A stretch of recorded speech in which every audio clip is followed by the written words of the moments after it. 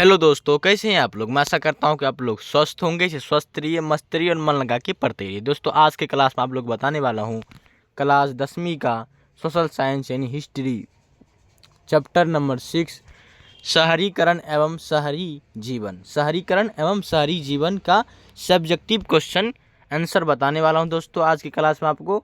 इससे पहले जितने भी चैप्टर बताए दोस्तों, 6 से पहले चैप्टर 6 से पहले जितने भी चैप्टर आपको बताए हैं दोस्तों, सारे ऑब्जेक्टिव और सब्जेक्टिव करा चुका हूं। तो वो सारा क्लास नहीं देखें, जाके ज़रूर देखें, ठीक है। बहुत ही आसान तरीका से आपको सारे सब्जेक्टिव को समझाया गया है। तो आज की क्लास में आपको चैप्टर नंबर 6 का जो दोस्तों सब्जेक्टिव क्वेश्चन बताया जाएगा, जिसका नाम है, क्या नाम है, शहरीकरण एवं शहरी जीवन, ठीक है। तो चलिए शुरू करते हैं आज की क्लास को। आज की क्लास को आप लास्ट तक देखना है। चलिए शुरू करते हैं। शुरू करने से दोस्तों पहले अगर हमारे चैनल पर आप नए हैं तो चैनल को सब्सक्राइब कर ले, और वीडियो अच्छी लगे तो वीडियो को लाइक कर दो, अपने दोस्तों के पास ज़रूर से शेयर करें। चलिए शुरू करते हैं आज के क्लास को। और आज की क्लास के फर्स्ट क्वेश्चन लिखा है, समाज के वर्गीकरण ग्रामीण एवं नगरीय क्षेत्रों में किस भिन्नता के आधार पर किया जाता है। किस भिन्नता के आधार पर किया जाता है, देख लीजिए। गांव एवं शहर के बीच काफ़ी विभिन्नता है। गांव एवं शहर के बीच क्या है, काफ़ी भिन्नताएं हैं। गांव की आबादी कम होती है। गांव की आबादी क्या होती है, कम होती है, जबकि शहर में ज़्यादा होती है। और शहर की आबादी क्या होती है, ज़्यादा होती है, और गांव की आबादी सबसे कम होती है। गांव में खेती एवं पशुपालन मुख्य आजीविका होती है। उनकी आजीविका, गांव की आजीविका जो होती है दोस्तों, क्या होती है, खेती एवं पशुपालन, जबकि शहर में व्यापार एवं उत्पादन होती है। और क्या, शहर में व्यापार एवं उत्पादन करके ही अपना शहर वाले आजीविका को चलाते हैं, मगर गांव वाले क्या होते हैं, ये खेती और पशुपालन करते हैं, ठीक है। ये अंतर है, देख लीजिए। और अंतर है, गांव में प्रकृति वातावरण में स्वच्छ होता है, प्रकृति हवा बहती है, प्रकृति माहौल रहता है गांव में। और क्या, जबकि शहर में प्रदूषित होता है। शहर क्या होता है, प्रदूषित होता है। और वही गांव में क्या होता है, स्वस्थ हवा बहती है, खुला हुआ मैदान रहता है। तो ये सारे शहर और गांव में अंतर होते हैं। शिक्षा, स्वास्थ्य, आयात आदि सुविधाओं में शहर काफ़ी उन्नत होता है। और एक बात, शहर गांव से जो होता है, ये शिक्षा, स्वास्थ्य, आयात के आदि सुविधाओं में शहर क्या होती है, काफ़ी अच्छी होती है, जबकि गांव में इन सुविधाओं का अभाव होता है। और ये इन्हीं सुविधाओं का क्या होती है, गांव में अभाव होता है। ग्रामीण जीवन में जहां सादगी एवं संतुष्टि को मिलती है, वहीं नगरीय जीवन में ज़्यादा चमक दमक व भाग दौड़ तथा अंतहीन आवश्यकताओं के प्रति ललक देखने को मिलती है। भाग दौड़ होती रहती है शहर में, वहीं क्या होती है, गाँव में क्या, सादगी एवं संतुष्टता देखने को वहाँ मिलती है, ठीक है। वहाँ की सुविधा क्या होती है, गाँव में सुविधा क्या होती है, वहाँ अच्छी शिक्षा, स्वच्छता और आयात की सुविधा नहीं होती है, वहाँ अभाव होती है। ये सारे जितना अंतर होता है दोस्तों, यही गांव में और शहर को इसी प्रकार बांटा जाता है, और यही भिन्नता दोनों में है, ठीक है। चलिए स्क्रीनशॉट ले लीजिए, बढ़ते हैं अगले क्वेश्चन की ओर। उसके बाद लिखा है दोस्तों, आर्थिक एवं प्रशासनिक संदर्भ में ग्रामीण तथा नगरीय बनावट के दो प्रमुख आधार क्या हैं। आर्थिक एवं प्रशासनिक संदर्भ में ग्रामीण तथा नगरीय बनावट के आधार पर दो प्रमुख कार्य कह रहा है आपको बताने के लिए। देख लीजिए, उत्तर लिखे हैं दोस्तों, आर्थिक एवं प्रशासनिक संदर्भ में ग्रामीण तथा नगरीय व्यवस्था के दो प्रमुख आधार है, जनसंख्या का घनत्व तथा कृषि आधारित आर्थिक क्रियाओं का अनुपात। नगरों में जनसंख्या क्या होती है, नगरों की जनसंख्या घनत्व क्या होता है, सबसे अधिक होती है। नगर की जनसंख्या क्या होती है, घनत्व सबसे अधिक होती है, अथवा प्रति इकाई क्षेत्र में लोगों की संख्या की दृष्टि से वे छोटे होते हैं। गांव की आबादी का एक बड़ा हिस्सा कृषि संबंधित व्यवसाय से जुड़ा होता है। एक बड़ा आबादी जो होता है दोस्तों, गांव का बड़ा आबादी, वह कृषि व्यवसाय से जुड़ा होता है। वहीं क्या होता है, शहर में जितने भी जनसंख्या होते हैं वो व्यापार या व्यवसाय, दूसरे व्यवसाय से, सेवाओं से जुड़े होते हैं, ठीक है। यही अंतर है इसमें। इसीलिए आर्थिक एवं प्रशासनिक दोनों केंद्रों में क्या, ग्रामीण तथा नगरीय के बनावट की दो प्रमुख विशेषता ये है कि इसमें क्या होती है, पहला जो होती है दोस्तों वो होती है कि गांव की जो जनसंख्या सबसे कम होती है, और ये क्या होती है, शहर की जनसंख्या ज़्यादा होती है। यहाँ की जनसंख्या इसमें गांव की जनसंख्या पशुपालन और छोटे छोटे व्यापार में जुड़े होते हैं, और शहर की जनसंख्या क्या होती है, किसी व्यवसाय में जुड़े होते हैं, सेवाओं में जुड़े होते हैं, यानी व्यापार करते हैं, उत्पादन करते हैं। ठीक है, चलिए इसी बनावट वाला दोनों में अंतर बताने के लिए तो आपको बता चुके। ठीक है, चलिए इसी प्रकार लिखेंगे, स्कीम शॉट आप ले सकते हैं। बढ़ते हैं अगले क्वेश्चन की ओर। उसके बाद लिखा है दोस्तों, किन तीन प्रक्रियाओं के द्वारा आधुनिक शहरों की स्थापना निर्णायक रूप से हुई है। देख लीजिए, उत्तर लिखा है दोस्तों, 3 ऐतिहासिक प्रक्रियाओं ने आधुनिक शहर की स्थापना में निर्णायक भूमिका निभाई। पहला, औद्योगिक पूंजीवाद का उदय। पहला क्या है, औद्योगिक पूंजीवाद का उदय। दूसरे, विश्व के विशाल भूभाग पर औपनिवेशिक शासन की स्थापना। और तीसरा, लोकतांत्रिक संदर्भ का विकास। ये 3 जो है दोस्तों क्या हुआ, ये 3 के कारण आधुनिक शहरों की स्थापना की निर्यात में क्या हुआ, बहुत बढ़ोतरी हुई और स्थापना हुई थी। ठीक है, चलिए स्कीम शॉट ले लीजिए। बढ़ते हैं आगे। उसके बाद लिखा है दोस्तों, शहर किस प्रकार के क्रियाओं के केंद्र होते हैं। शहर किस प्रकार की क्रियाओं के केंद्र होते हैं। देख लीजिए, उत्तर लिखा है दोस्तों आपका, शहर व्यापार एवं उत्पादन संबंधित क्रियाओं के केंद्र होते हैं। शहर क्या होते हैं, व्यापार एवं उत्पादन संबंधित क्रियाओं के केंद्र होते हैं शहर। यहाँ शिक्षा, आयात, स्वास्थ्य व रोजगार की बेहतर संभावनाएं होती है, जिसके कारण ग्रामीण लोग शहर की ओर पलायन करते हैं। और इसी सब के सुविधाओं के कारण और ये सब मिलने के कारण क्या कहते, गांव के लोग क्या करते हैं, शहर चले जाते हैं। ठीक है, उसके बाद क्या लिखा, आधुनिक काल से पूर्व व्यापार एवं धर्म शहरों की स्थापना के महत्वपूर्ण आधार है। बोल रहा है आधुनिक काल से क्या है, ये चलते आ रहे हैं कि गांव के लोग ये सारी सुविधाओं को देखकर, रोजगार को देखकर, स्वच्छता को देखकर, ये सारी चीज़ को देखकर क्या होती है, गांव से क्या करते हैं, शहर चले आते हैं। ठीक है, और चले जाते हैं। ये क्या होती है, ये आधुनिक काल से ही परंपरा चली आ रही है। ठीक है, चलिए स्कीम शॉट ले लीजिए। उसके बाद 5 नंबर क्वेश्चन लिखा है दोस्तों आपका, देख लीजिए 5 नंबर क्वेश्चन क्या लिखा है, गाँव के कृषि जन्य आर्थिक क्रियाकलापों की विशेषताओं को दर्शाइए। देख लीजिए किस प्रकार लिखेंगे। उत्तर लिखा है दोस्तों, गांव की आबादी का एक बड़ा हिस्सा कृषि संबंधित व्यवसाय से जुड़ा है। सबसे बड़ा हिस्सा जो दोस्तों पूरे सब जुड़ा है, तो किससे जुड़ा है, तो कृषि व्यवसाय से।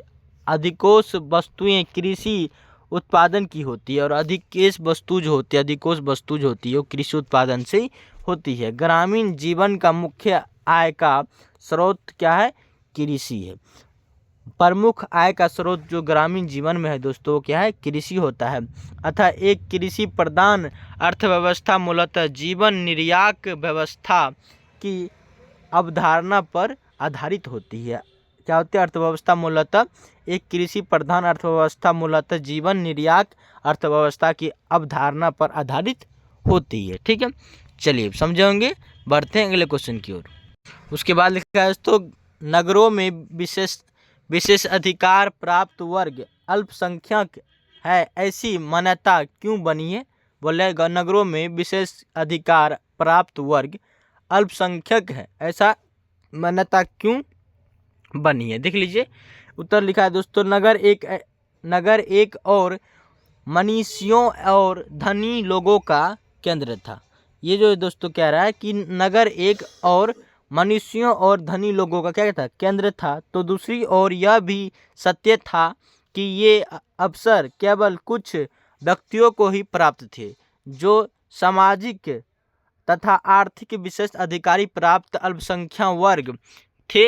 वे पूर्णरूपेण उन्मुक्त तथा संतुष्ट जीवन जी सकते हैं थे, चूँकि अधिकोष व्यक्ति जो शहर में रहते थे बाध्यताओं में ही सीमित रहते थे, जो शहर में रहते थे वो बाध्यता ही सीमित रहते थे, तथा उन्हें सापेक्षित स्वतंत्रता प्राप्त नहीं थे। अतः शहर का जीवन परस्पर विरोधी छवियों और अनुभावनों को जन्म दे रहा था। ठीक है, इसीलिए ये क्या किया, ये मान्यता प्राप्त कर दिया गया। ठीक है, ताकि उनको दिक्कत ना हो। ठीक है, चलिए बढ़ते हैं अगले क्वेश्चन की ओर। उसके बाद लिखा है दोस्तों, नगर नगरीय जीवन एवं आधुनिकता एक दूसरे से अभिन्न रूप से कैसे जुड़े हुए हैं। देख लीजिए उत्तर लिखे हैं दोस्तों। समाजशास्त्री के अनुसार नगरीय जीवन एवं आधुनिकता एक दूसरे के पूरक है। एक दूसरे क्या है? पूरक है। और शहर को आधुनिक व्यक्ति का प्रभु क्षेत्र माना जाता है। और शहर को क्या मानता है? आधुनिक व्यक्ति का प्रभु क्षेत्र माना जाता है। शहर व्यक्ति को संतुष्ट कराने के लिए अंतहीन संभावनाएं प्रदान करता है। व्यक्ति को संतुष्ट कराने के लिए शहर क्या करता है? अंतहीन संभावनाएं प्रदान करते हैं। शहर का आधुनिकता का प्रतीक माना जाता है, जहां नेत्रीय प्रतीक नई तकनीकों एवं विचारों का सम्मेलन होता है। इस प्रकार नगरीय जीवन और आधुनिकता एक दूसरे से क्या है? अभिन्न रूप से जुड़े हुए हैं। ठीक है, चलिए समझेंगे। स्क्रीनशॉट आप ले सकते हैं। बढ़ते हैं अगले क्वेश्चन की ओर। उसके बाद लिखा है तो व्यवसायिक पूंजीवाद ने किस प्रकार नगरों के उद्गम में अपना योगदान दिया। व्यवसायिक पूंजीवाद ने किस प्रकार नगरों के उद्गम में अपना योगदान दिया। देख लीजिए उत्तर लिखा है। नगरों का उद्गम व्यावसायिक पूंजीवाद के उदय के साथ संभव हुआ। व्यापक स्तर पर व्यवसाय, बड़े पैमाने पर उत्पादन, मुद्रा प्रदान अर्थव्यवस्था, शहरी अर्थव्यवस्था जिसमें काम के बदले वेतन, मजदूरी का नगद भुगतान एवं गतिशील एवं प्रतियोगी अर्थव्यवस्था, स्वतंत्र उद्यम, मुनाफा कमाने की प्रवृत्ति, मुद्रा बैंकिंग, साख बिल विनियम, बीमा, अनुबंध कंपनी, साझेदारी, एकताधिकार आदि इस पूंजीवादी व्यवस्था की उपेक्षा रही। इन गतिविधियों ने नगरों के विकास में महत्वपूर्ण योगदान दिया। जितने भी ये बैंकिंग प्रणाली जो है दोस्तों, मुद्रा, ये साख बिल विनिमय, बीमा, अनुबंध कंपनी, साझेदारी, एकाधिकारी, ये सारे जो पूंजीवादी विशेषता रही, इन गतिविधियों के कारण नगरों के विकास में क्या हो? महत्वपूर्ण योगदान दिया गया। ये एक नए सामाजिक व्यक्ति के रूप में उभर कर सामने आया। और क्या ये सारी क्रियाएं जो दोस्तों, ये नए सामाजिक व्यक्ति के शक्ति के रूप में उभर कर सामने आया था। ठीक है, चलिए स्क्रीनशॉट ले लेंगे दोस्तों। बढ़ते हैं अगले क्वेश्चन की ओर।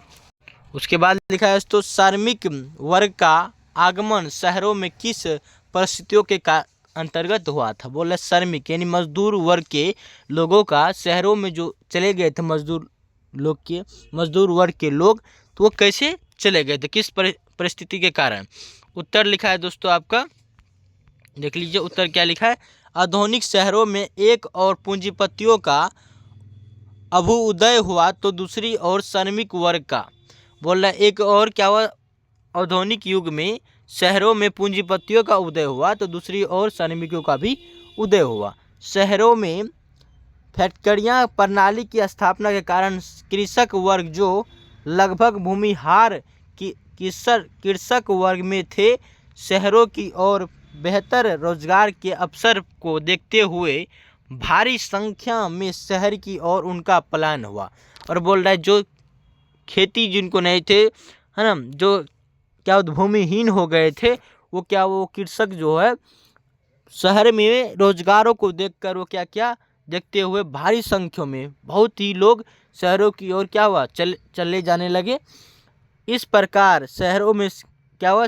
श्रमिकों वर्ग का दबाव काफ़ी बढ़ गया। और इसी प्रकार शहरों में श्रमिक वर्ग का दबाव क्या हुआ? काफ़ी बढ़ गया। ठीक है, चलिए बढ़ते हैं अगले क्वेश्चन की ओर। उसके बाद लिखा है, शहरों के उद्गम में मध्यम वर्ग की भूमिका किस प्रकार रही। बोल रहा है शहरों के उद्गम में मध्यम वर्ग की भूमिका किस प्रकार रही। देख लीजिए उत्तर लिखा है दोस्तों आपका, शहरों के उद्गम में मध्यम वर्ग की भूमिका महत्वपूर्ण रही। एक और नए शिक्षित वर्ग का अभ्युदय हुआ जो विभिन्न देशों में रहकर भी औसतन एक समान आय प्राप्त करने वाले वर्ग के रूप में उभर कर आए एवं बुद्धिजीवी वर्ग के रूप में स्वीकार स्वीकार किए गए थे और ये मध्यम वर्ग बुद्धिजीवी वर्ग के रूप में स्वीकारे गए थे। ये विभिन्न रूप में कार्यरत रहे, जैसे शिक्षक, और विभिन्न रूप में शिक्षक भी बने मध्यम वर्ग, वकील, चिकित्सक, इंजीनियर, क्या बना, इंजीनियर, कर्नल, अकाउंटेंट, परंतु इनके जीवन मूल्य आदर्श सम्मान रहे और इसकी आर्थिक स्थिति में भी एक वेतन भूमि वर्ग के रूप में उभर कर आए। इसीलिए ये इस प्रकार मध्यम वर्ग का क्या हुआ, भूमिका रही शहरीकरण में। ठीक है, चलिए बढ़ते हैं अगले क्वेश्चन की ओर दोस्तों। देखिए उसके बाद क्या लिखा है, शहरों में किन नए समस्याओं को जन्म दिया, शहरों ने किन नई समस्याओं को जन्म दिया। देख लीजिए उत्तर लिखा है दोस्तों आपका, शहरों के विकास से अनेक सुविधाएं मिली तो दूसरी और नए समस्याओं का भी जन्म दिया। और बोल रहा है शहरों में विकास के अनेक सुविधाएं मिली तो दूसरे और क्या हुआ, शहरों ने नई समस्याओं को भी जन्म दिया जिसके निदान की आवश्यकता आज भी है। और बोल रहे जिसके निदान की आवश्यकता क्या है, आज भी है। शहर में शिक्षा एवं रोजगार के बेहतर साधन उपलब्ध हुए तो दूसरी ओर अस्पंदा एवं अवसरवाद जैसी नकारात्मक प्रवृत्ति भी बलवती हुई। एक संतुलित सामाजिक व्यवस्था का निर्माण आधुनिकीकरण के साथ उन आदर्शों के संश्लेषण के साथ ही संभव है जिन्हें हम शहरी व्यवस्था के अंतर्गत छोड़ते जा रहे हैं। बोल रहा है शहरीकरण में और आधुनिक सभ्य समाज के संश्लेषण की आवश्यकता अभी भी है, जो हम क्या कर रहे हैं, छोड़ते जा रहे हैं। सामाजिकता भी शहर में जरूरी है जिसको हम छोड़ते जा रहे हैं, इसलिए ये सारे विवाद उत्पन्न हो रहे हैं। ठीक है, चलिए स्क्रीनशॉट ले लीजिए, बढ़ते हैं अगले क्वेश्चन की ओर। उसके बाद लिखा है यूरोपीय इतिहास में गठों का क्या अर्थ है। यूरोपीय इतिहास में गठों का क्या अर्थ। ऑप्शन देख लीजिए, ऑप्शन नंबर ए लिखा है दोस्तों, सामान्यतः यह शब्द मध्यम यूरोपीय शहरों में यहूदियों की बस्ती के लिए उपयोग किया जाता है। यहूदियों की बस्ती के लिए गठों शब्द क्या उपयोग किया जाता है। आज के संदर्भ में यह विशिष्ट धर्म, ना निर्जाति, जाति या समान पहचान वाले लोगों के साथ रहने को इंगित करता है। गंडोकरण की प्रक्रिया में मिश्रित विशेषताओं वाले पड़ोस के स्थान पर एक समुदाय पड़ोस में बदलाव का होना समुदाय के दंगों को ये एक विशिष्ट रूप देते हैं। ठीक है, ये गंठों, ठीक है, यही शब्द ये करते हैं दोस्तों। देख लीजिए सारे क्वेश्चन का स्क्रीनशॉट आप ले लेंगे। ये लास्ट क्वेश्चन है दोस्तों, क्वेश्चन समाप्त हो गया दोस्तों। 1 से लेकर कितना तक क्वेश्चन किया आप, 1 से लेकर दोस्तों 13 तक क्वेश्चन किया आप। ठीक है, मैं ऐसा करता हूँ कि सारे क्वेश्चन को आप समझे होंगे। अगर नहीं समझे दोस्तों, सारे क्वेश्चन को आप स्क्रीनशॉट ले लीजिए, कॉपी पर उतार के सही से नोट बनाने की कोशिश कीजिएगा। और दोस्तों जितने भी क्लास पीछे बताया गया दोस्तों, अगर वीडियो नहीं देखे तो जाके जरूर देखें, नहीं तो प्ले लिस्ट में वीडियो जाके आप देख सकते हैं। ठीक है, चलिए आज के लिए इतना ही, मिलते हैं अगले वीडियो के साथ, अगले सोच के साथ। तब तक के लिए जय हिंद दोस्तों, जय हिंद।